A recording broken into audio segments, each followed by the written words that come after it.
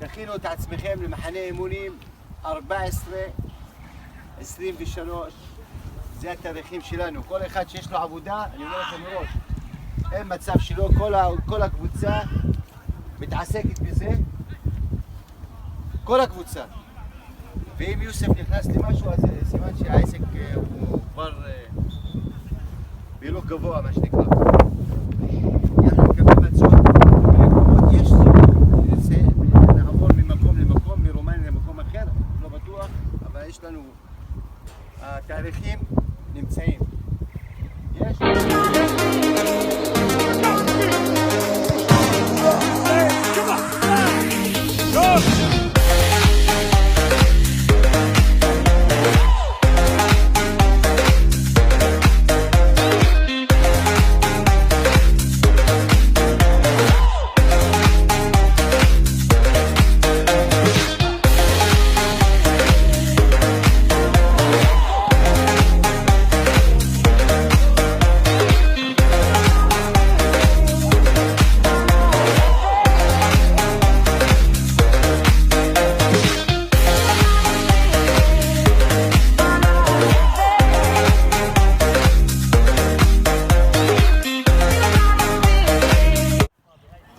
فايد حسون مدرب هبوعد كفر كنا، طبعا تحضيرات على قدم وساق. بدون شك أبوكم كان افتتح الأسبوع الثاني التدريبات بشكل مكثف. زي ما أنت شايف نحن نعمل 5 تمارين في الأسبوع.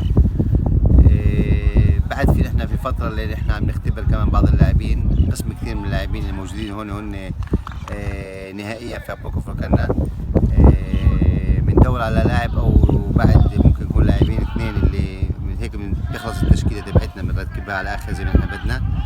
وإن شاء الله زي ما أنت شايف التمارين عم تكون بشكل ممتاز، بتمشي كيف حسب الخطة اللي رسمناها أنا ومعاذ، وهذا أهم شيء يعني.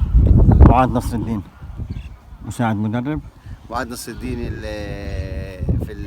أنا ومعاذ زي ما تقول طاقم مهني لأبوكم كنا. أنا بساعده المساعد تبعه، وهو المساعد تبعي، وفيش بيناتنا فرق. ممكن يكون لبرا هذا الشيء يعني مين المسؤول مين مش مسؤول، عندنا بيناتنا فيش هذا الموضوع مش مفكرين فيه. بهمنا نجاح الفريق، وأبوكم فكرنا هو مع طاقم مهني بقيادة فايد ومعاذ نصر الدين، أو معاذ نصر الدين وفايد، هذا مش مهم كثير. وفي الطاقم المهني كمان موجود رامي نصر الدين مدرب الحراس، والأخ وجدي جداد الفيزيوثيرابيست تاع الفريق والمسؤول عن القسم الطبي للفريق. هذا هو الطاقم تبع أبوكم فكرنا.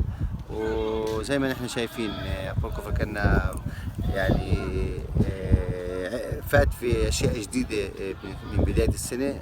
طبعا بنشكر الإدارة على يعني اللي وافقوا على جميع طلباتنا ليكون لنا طاقم مهني كبير.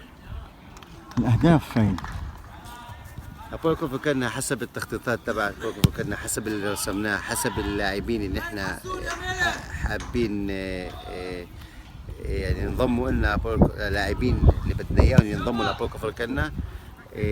إذا مشينا حسب الخطة اللي رسمناها فإحنا مش مستحيل نقول إن إحنا بدنا نقاتل على البلوف العلوي، وهذا هدف تبع أبوكم فكرنا، الصراع على البلوف العلوي والتأقلم أو الانخراط في القسم العلوي اللي من أول 5 فرق بالدرجة الأولى.